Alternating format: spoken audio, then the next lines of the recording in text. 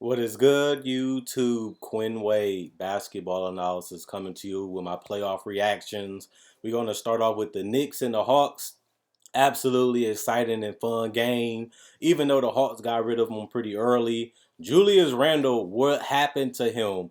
This was an All NBA player. This was an All Star. This was most improved player for his better 3-point shooting, his better playmaking, his better field goal percentage, and also his dominance with the fade in the mid range and still being able to rebound at the elite level has been a complete shell of himself. And if he plays like this one more game, they will be going home. And it's sad to see because the Knicks was just going crazy and everybody was loving them. There was a good story, and people just wanted to see this battle between them and the Hawks. Two young teams that's trying to make a name for themselves, trying to establish themselves in the NBA. Both making the playoffs for the first time with this cores that they have put together, and it looks like the Hawks will win. They just have too much firepower. That's why I picked the Hawks to win. Trey Young, they have no answer. They've been trying to trap him. They've been trying to put a lone body on him. They've been trying to keep him out the paint, but he keeps finding people like Herter. He keeps finding Hunter, Reddish, Gallo. They just is on fire from three. And my biggest fear for the Knicks was they was going to be able to defend, but they wasn't going to be able to stop the Hawks, and that's why I picked them to win. And the Hawks are just flowing with confidence. They're pulling threes. They're going to the basket. They sharing the ball. Clint Capella is gobbling everything. John Collins is aggressive in the post, but been hitting shots from the perimeter. And they just look like they have too many weapons. And that was the fear that I had for the Knicks. Can they score enough? Can they get enough buckets to beat the Hawks? And if they wasn't going to be able to outscore the Hawks, which I doubted they could anyway, they defense was going to have to carry them when they couldn't score. But the Hawks are finding and getting whatever they want, no matter what type of defense or what type of lineup they put out there. The Hawks continue to find quality shots, open shots, and they also are attacking the paints with floaters and dump offs. And it's just too much overwhelming the Knicks. And then you can't really get mad either because RJ Barrett hasn't shown up. Julius Randle hasn't shown up. Derrick Rose is doing majority of the scoring offensively, but as one person. Alec Burke has been crucial to this team, but Alec Burke can't be your fourth or fifth option consistently. That's why he comes off the bench and he's a role player, and they needed him to do more, showing you how much RJ Barrett and Julius Randle has continued to struggle in this series. And if they can't find their shot, if they can't make shots, they're gonna have to keep the playmaking. They've been playmaking, but these guys are not the quality that they need.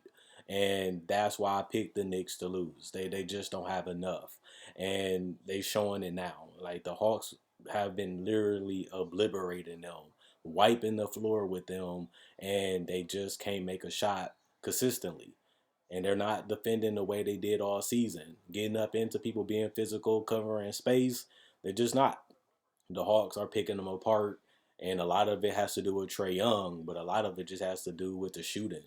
The Knicks can't knock down enough threes, and the Hawks are knocking down a lot more.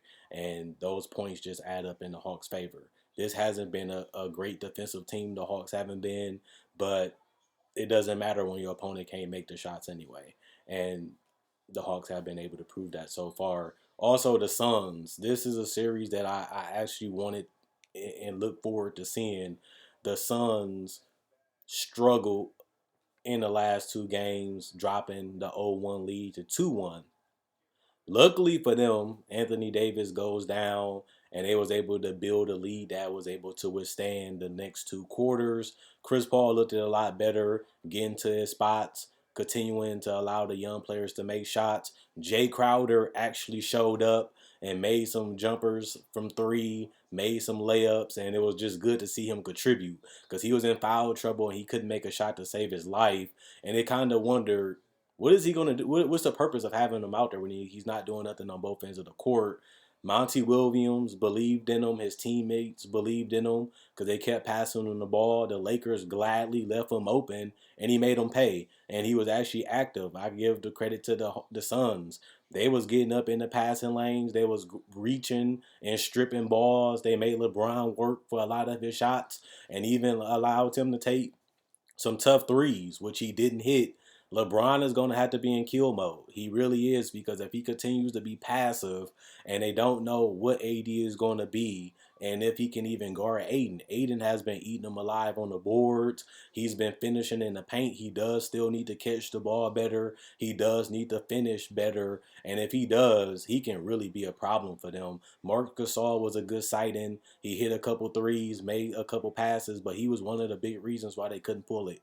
That pass that Chris Paul stole really killed them. Honestly, the layup that Schroeder missed killed them. They needed those to go through, and then LeBron missing the free throws is something that he continues to do, but not when you're trying to make a run to steal the game. Those was crucial mistakes that the Suns' active defense and Roman defense was able to capitalize on and seal the W. They was already winning the entire second half basically anyway, but the Lakers could have made it more interesting and put more pressure on the Suns, but they crucial mistakes really killed their chances of winning. You basically seen LeBron concede that W with about 2 minutes left because he knew that they probably was going to lose it. If Anthony Davis isn't the dominant, mobile Roman center when he goes small, it's going to be trouble, because Anthony Davis still, even in that game, was still relying a lot on his perimeter jump shot.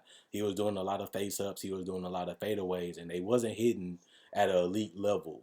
And he really has become more perimeter in this entire series. And if you're the Suns, you will live with that. But the Suns do have to find ways to make more shots. Devin Booker was aggressive, but he missed a lot of them. And then he kind of disappeared. Mikal Bridges made a couple threes, but they was open ones. He's going to have to continue to do that. He hasn't done that the entire series, but he's going to need to do that if they want to win the series. And like I said, Devin Booker has to be smarter. He's getting a lot of dumb fouls, and he's, getting beat off the dribble a lot, and also just not taking quality shots. When the Suns get a lead, they need to keep it. Their defense has been active. Their defense has been good, for the most part, aside on AD. And when LeBron is attacking on full strength, if LeBron going to continue to settle for jumpers, you will consistently take that if you the Suns, and that's why he hasn't had that impact on this series, because he just don't have that explosion. He just doesn't have that burst, and he just been so passive that it's been helping the Suns get a lot of steals, and he's relying a lot on guys like Kyle Kuzma and them to make plays. Caruso can be an impact player. Kyle Kuzma can be an impact player. Pope and them can do it. But LeBron, this is his team. This is his franchise. He has to be more than what we have seen. This is a dangerous series because now you're 2-2, and we really don't know what Anthony Davis is going to be. We don't really know what LeBron James is going to show up, and Chris Paul looked a lot better, offensively especially, and that's a problem for a series that's 2-2, especially when the Suns are gaining confidence and they have played, to me, better than the Lakers when they are flowing and playing together. They just have to continue making the right pass, making the right rotations, and be more disciplined and just knock down their open shots. If the Suns can do it, they probably could send the Lakers home. The question is, will they do it? That's going to be something that we have to see. The Mavericks absolutely sucked today. Is nothing else to say. Luka took a lot of those jumpers that was falling the first two games. They just didn't fall today. I told you, if you the Clippers, you'll live with it. Luka taking tough floaters, step back fadeaways. You'll have to live with it. Luka is going to have to make those shots. And if he's making them, you got to give him credit. He's making tough shots even in the first two games. If they go in, you just got to hold your head high and just try to defend it and make it tough on them. Great players figure it out. Great players will adjust to what the defense you make and do towards them. And Luka has done it. He had a bad game. And he really did. Porzingis looked better. He was more active, hitting more jumpers, posting up a lot better, and punishing smaller defenders. Boban finished around. Josh Richardson was a little active, but needs to be more better if they want to pull up an upset. Tim Hardaway Jr., one of the big reasons why they won the first two games with his big shots in the fourth quarter he was gone, couldn't hit a shot. Maxi Kleba was a big reason he was gone. Dorian Finney-Smith was going. They hold perimeter shots. Everybody just couldn't go in, and you just can't have that when you're up 2-1 and you're at home. And now it's 2-2, and Kawhi Leonard was amazing. Absolutely unstoppable. Paul George, his jump shot was going, whether he was off the dribble or catch and shoot. He was just knocking everything down. And I like the fact that the Clippers been mixing it up. They're going to the paint more while also making the right pass to the open shooters, while also allowing Paul George and Kawhi Leonard to cook on switches. And they just look way better. Like Kawhi Leonard and Paul George have played well to me the last 3 games. And that's a problem for the Mavericks, as they haven't even been able to guard them good at all. Kawhi Leonard is doing whatever he wants, and even when they do defend him good, they foul him, or he just keeps coming where you have to foul him because you don't want him to get the shot in the and one, and it's just frustrating as they don't have an answer. And if Luka isn't playing at an MVP level, this team struggles. They rely a lot on Luka, and he just wasn't making the shots. And like I said, this is a game that the Clippers had to win. This is a game that they came out defensively smart, and they took advantage of the Mavericks missing by punishing them in transition and building a good lead that they just couldn't come back from. And if you're the Mavericks, you just can't do this again. You just can't have a game like this. This is a game that you look at. You did a lot of things wrong on both ends of the court, leaving guys open, allowing them to take practice threes, and just not being able to contain Kawhi Leonard and Paul George. And they not even letting the others beat them. They beating them, and the others was beating them the last 2 games. And that's a disaster for the Mavericks. So they got to figure out a way better way to defend those 2 guys. And even if they got to allow Reggie Jackson, Batum, and Rondo to get them, it worked in game 1. And it hasn't really worked since because the Mavericks just have no answers for this whole team. And that's why I never panicked on the Clippers getting swept. I never panicked with the Clippers losing the series just because they are an older team and they are a team that had a good chance of winning game 1, but they just fell short, and now they just look like the superior team. And you got to give credit to Ty Lue and the players for knocking down shots and executing the schemes on both ends of the court and just taking care of business. And one thing I also would say, too, was that when you look at these series, even like the Celtics Nets series, which I'll talk about now that I think about it, Kemba goes out, Robert Williams goes out, Tatum goes for 40. This has to be frustrating for Jason Tatum. He's given everything he has on both ends of the court, but he just doesn't have enough. He don't have enough.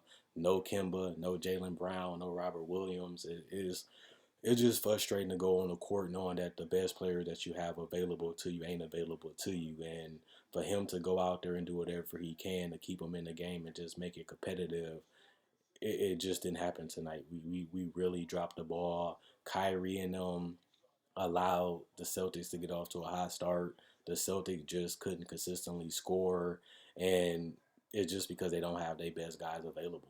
There's really no reason to make up something. Kevin Durant absolutely obliterated them the last 2 games. James Harden picked them apart, making the right pass to the cutters, making the right pass to the guys that was in the paint so they can hit floaters and dunks, and also just hitting threes and continuing to attack in isolation, finishing at the rim, throwing up lobs, and just finding shooters like Kevin Durant and Kyrie. Kyrie was way more aggressive, way more efficient. They have nothing for him, and it was just too much big three, just dominating. And with our big three being gone, besides Tatum, there's nothing you can do. Marcus Smart came out and hit some shots. He just couldn't do it for the entire game. And at this point, as a Celtics fan, I'm not even disappointed that we lost this game. I'm not even mad that we got blew out just because we're not ourselves. We don't have, our team fully healthy. And we went out there and competed to our best of our abilities, and the Nets are just a better team in general. But, when they have 3 guys that can go for 20 plus every night, and 2 of them continue to go for 30 plus or close to it, and we don't have 3 guys that can do that, we just had a huge disadvantage. And these guys can just make tough shots and make things happen. And we just don't have enough guys to defend them. And we just don't have enough guys that can score with them. And that's just why we down 3-1 with a huge chance of being done in game 5. Other than that, let me know what you agreed or disagreed with at the end of the day. I pretty much watched every game for the last 2 days, and a lot of these series are starting to wrap up. They're starting to get done, and we're starting to see a lot of changes and a lot of lineup changes and a lot of adjustments being made, so they can take control of the series. A lot of these series most likely will be done in 5, and some of them, like we just seen, with the Heat and possibly even the Wizards, could be swept. Some of these teams are as good as we thought, and some of these teams got healthy at the right time, and now we just have to see if they can get it done and finish their opponent and get ready for the next round. Other than that, hopefully you guys enjoyed y'all weekend. I'll see y'all back on the holiday. Quinn Wade, basketball analysis, signing out. Hopefully you guys enjoyed the video. Hopefully you guys enjoyed the rest of y'all day, and we shall see what happens in the future with the playoffs.